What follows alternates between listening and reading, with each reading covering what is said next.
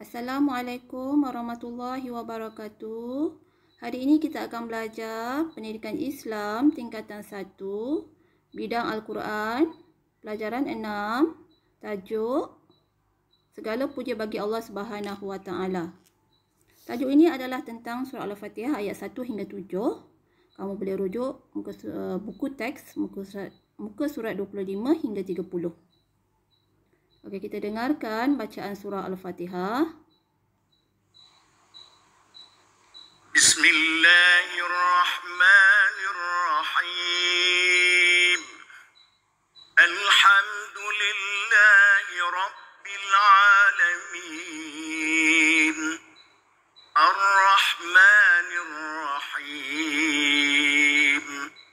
Maliki Yawmiddin.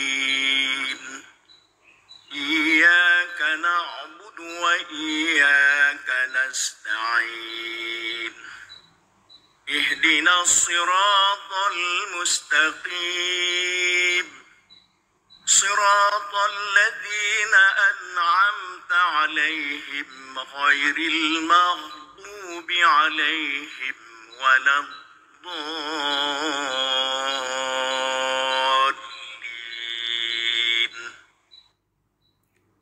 Surah Al-Fatihah adalah surah yang wajib dibaca di dalam solat. Oleh itu, kita wajib membaca surah Al-Fatihah dengan betul, bertajwid, lancar dan fasih.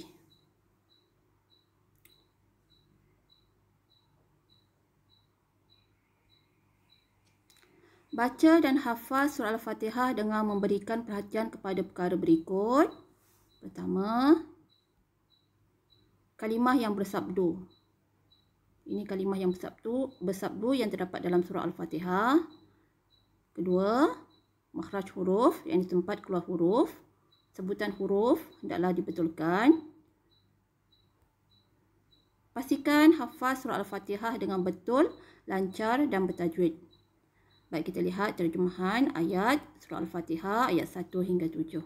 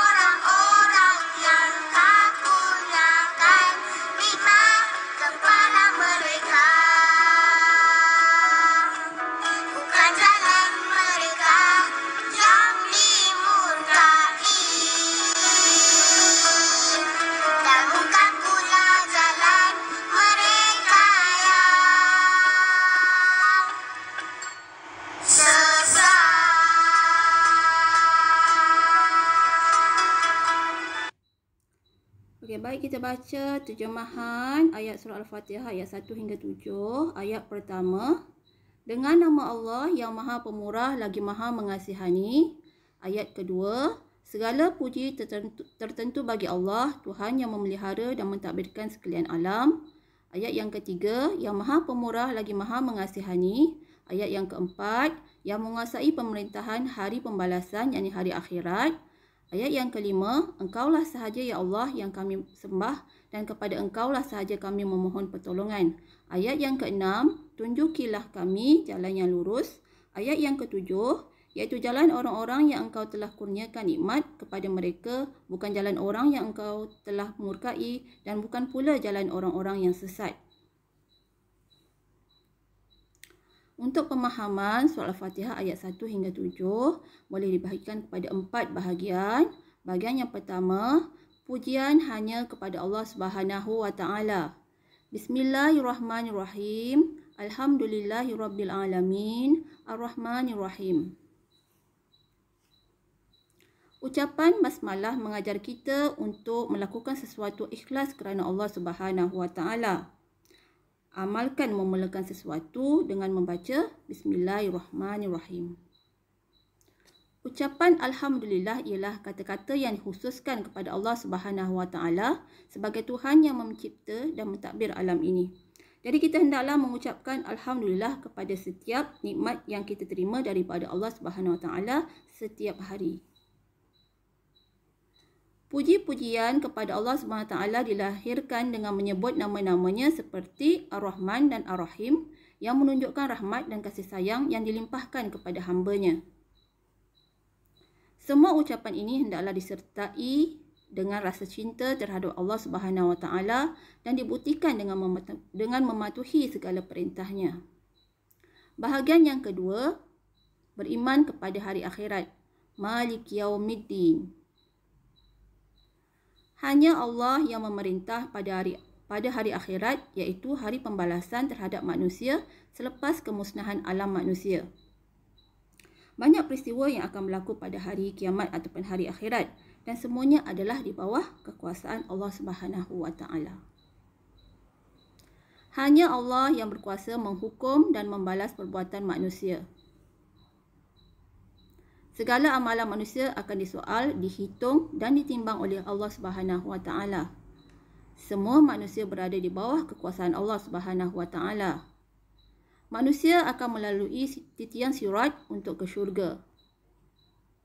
Orang mukmin yang melakukan amalan soleh akan melalui titian sirat dengan lebih mudah.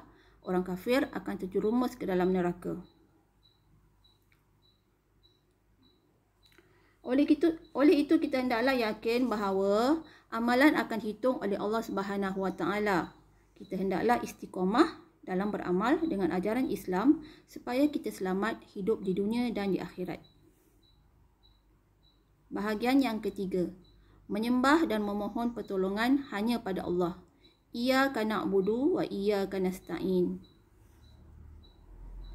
Allah Subhanahu Wa Taala mengajar kita erti ubudiyah dan isti'anah. Apa erti ubudiyah dan apa erti isti'anah? Ubudiyah bererti mengkhususkan pengabdian diri hanya kepada Allah Subhanahu Wa Taala. Isti'anah ialah memohon hanya kepada Allah Subhanahu Wa Taala untuk mendapat sesuatu kebaikan dan menolak keburukan di dunia dan di akhirat. Kita hendaklah yakin bahawa hanya Allah Subhanahu Wa Taala semata-mata yang berkuasa memperkenankan permintaan hamba-Nya. Baik, pembahagian yang keempat, jalan yang diredai. Ihdinas siratal mustaqim, siratal ladzina an'amta 'alaihim ghairil maghdubi 'alaihim waladdallin. Allah Subhanahu Wa Taala mengajar kita supaya memohon hidayah ke jalan yang benar. Hidayah perkara yang paling penting dalam kehidupan manusia untuk mendapat kebahagiaan di dunia dan di akhirat.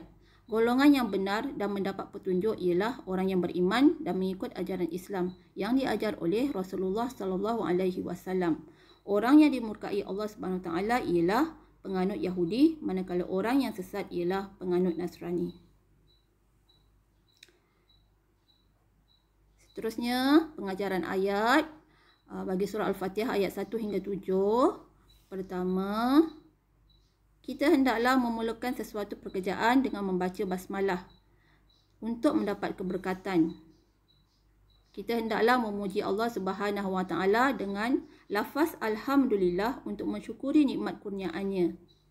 Kita hendaklah meyakini ganjaran dan balasan Allah Subhanahu Wa Taala pada hari kiamat sebagai motivasi untuk beramal soleh dan menghindari kejahatan. Kita dituntut untuk berdoa hanya kepada Allah Subhanahu Wa Taala bagi menghindari perbuatan syirik. Setiap Muslim hendaklah memohon hidayah daripada Allah Subhanahu Wa Taala agar istiqamah beramal dengan ajaran Islam. Jadi kat sini ada 5 pengajaran ayat daripada surah Al-Fatihah ayat 1 hingga 7. Okey, baik, ini aktiviti yang boleh kamu buat. Pertama, nyatakan erti perkataan berikut. Yang kedua, terangkan maksud perkara berikut. Kamu boleh terangkan maksud secara ringkas. Apa yang kamu faham? Baik. Sekian sahaja untuk tajuk hari ini. Segala puji bagi Allah. Surah Al-Fatihah ayat 1 hingga 7. Sampai berjumpa kembali. Assalamualaikum.